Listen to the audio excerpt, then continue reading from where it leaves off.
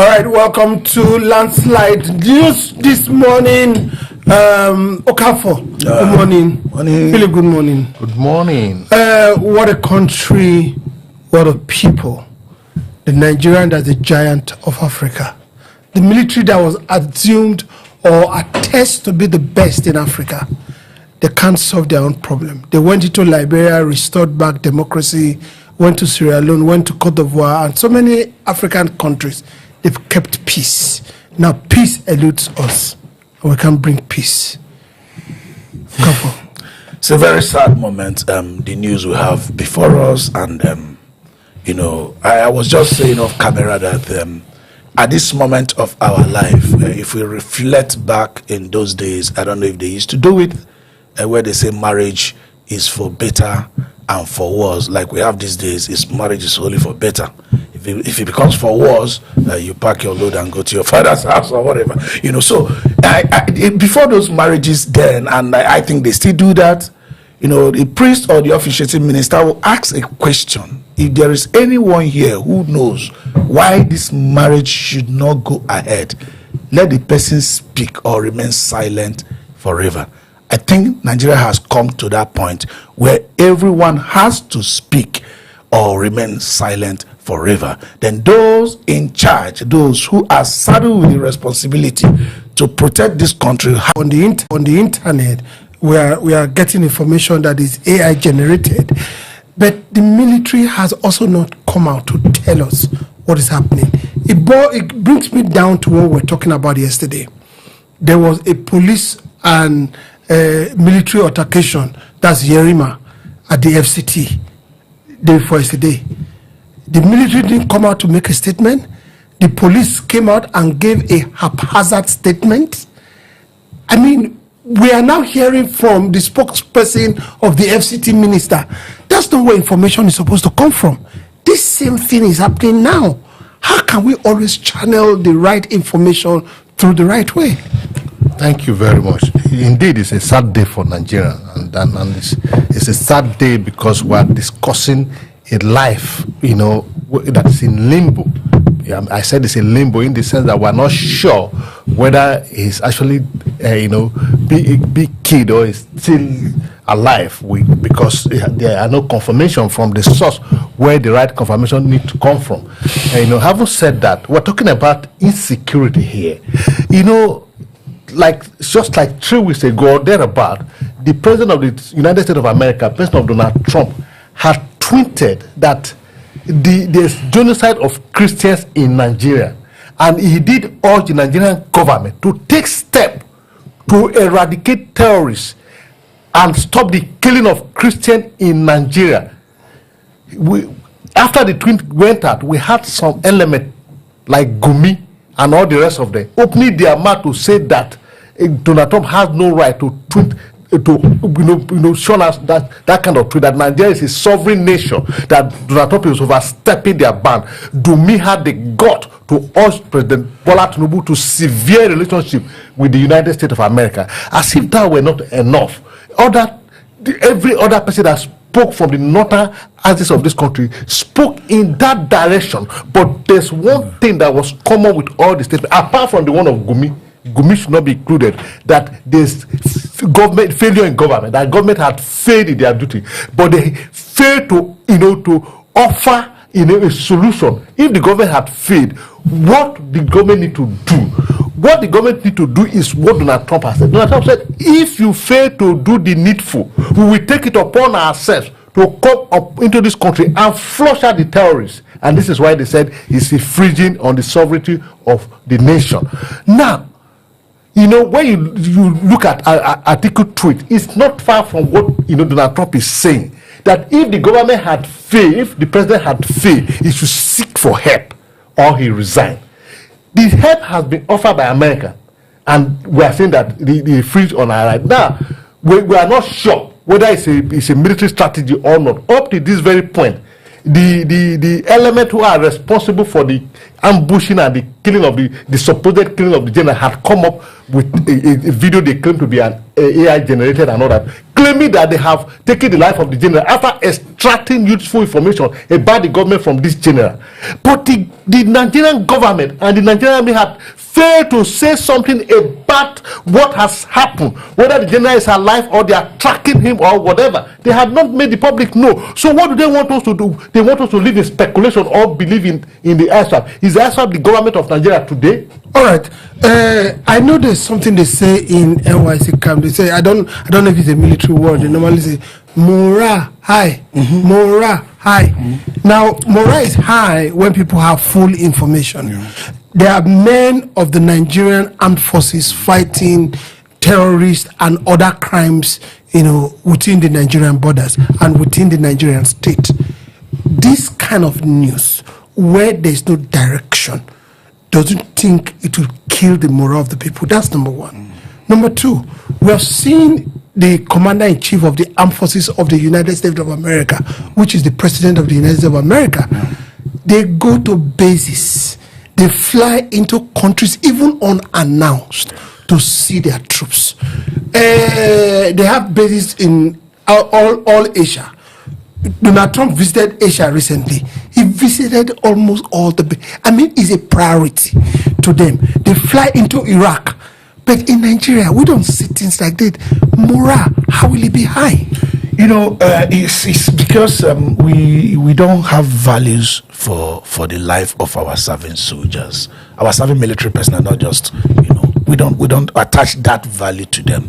We human responsibility, and you must live up to it or be humble enough to admit incompetence and either ask for help or resign. We know in Nigeria there's no president that is going to resign, so the only option available there is to ask for help. And now help has even already been offered before being asked for. The president of the United States of America has said we will come in to flush these people out. You can even make an advance statement to them. Come and work with us. Yes, we also have the motive to flush them out. You only need to establish that before them. But it appears these people are not ready for that. Atiku Abubakar also says something. If I were president, I will order the military to occupy Borno State or any state under siege by bandits or armed groups until they clear those areas. We must care enough for men and women who put their lives on the line for our sake. I keep asking, the last time they did up-cycle election in Edo State, you saw mobilization of soldiers. Where do they get these people they mobilize for election? If you go to PDP headquarters this morning, police has taken over.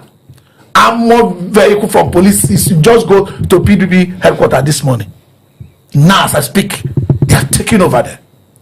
That PDP is in zone 5 where there is no problem, where people are going about their business peacefully. So Atiku is asking that the military can raid entire Borno, they can take over Borno, solve the problem, take this in bit by bit, solve them. It doesn't mean we don't have the power, we don't have the strength, and we say we are a sovereign nation. How is our sovereignty when terrorists are already controlling our sovereignty? If you lose your forest, you lose your highway, you lose your villages. What's the space area covered by cities? The geographical areas covered by cities, which appears to be a little bit safe, is really small compared to the entire vast land. Nigeria is over 900 and something thousand kilometers square.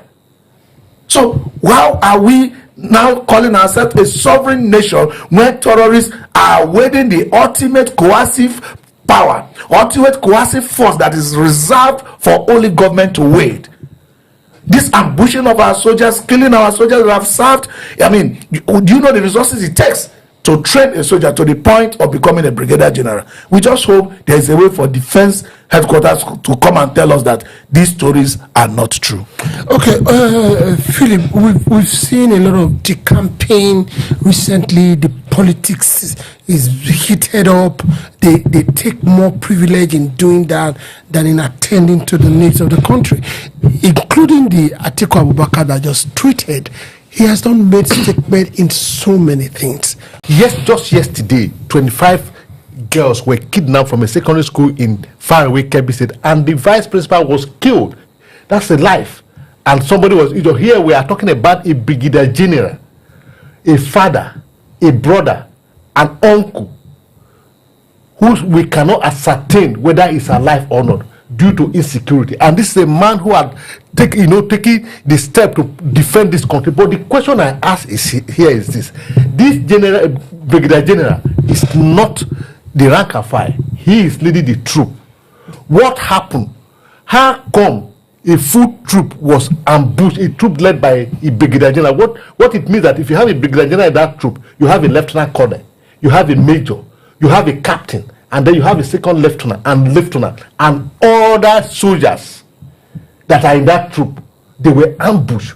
How? The question is, what happened to our military intelligence?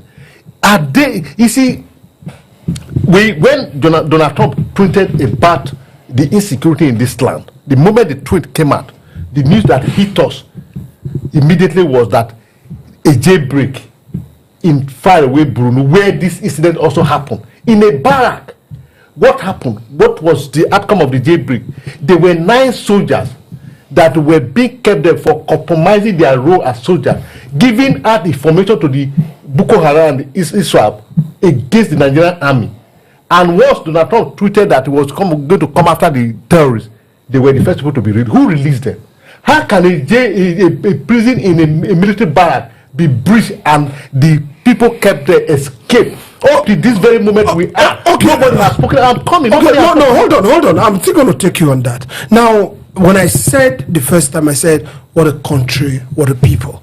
Now, nothing happened by itself. Is a chain reaction. Now, governance too is also a chain reaction. Yes. And opposition too is also a chain reaction. Definitely. Now, if we see reaction and things you will talk about and things you will not talk about, we don't seem to take you seriously. That's why I'm asking. As much as the government of the day, yes, and the apparatus of government needs to be upright, those that are also wishing to come into the government, because Okafor said, he read the tweet of Atiku. Yes. He said, but I won't vote for him. Yes. I mean, different from the battle between Atiku and Asiwaju. I see both of them as just about the same thing. Liabilities. That's what I'm coming to. So now, because we had to, yes, Atiku should be held responsible for some issues, but in this case, particular matter, this case, yes, those 9 and nothing has happened. The president just made a statement that they should take just this money. All they could do is to take down a tweet celebrating people decamping to APC. Almost all arrested and tried and be placed into jail. But when you are really a coordinated criminal that challenge the integrity and the territorial integrity of a nation, they will not pamper you simply because you share the same religion. Maybe you go to the same church with the people, you go to the same mosque with the people. Is that a reason why a criminal will now have the right to take over your sovereignty? There's somebody that even tweeted, making a conditional to come and help you. Let me tell you one thing, you can be rest assured why nobody is calling for foreign incursion into our country. It's because there has been government failures. We are talking about this I swipe are releasing all this nonsense everywhere because government has failed. If government has been able to take the word to them, you see, I read somewhere that when the government troop advance, they retreat. They retreat to where? Which part of the country do they? Where are they retreating to? Within the geographical zone of Nigeria, the geographical boundary of Nigeria. Do we have on government spaces? Where do they retreat to? How are you treating these people? You know, I was listening to you when you were saying everything is a chain reaction.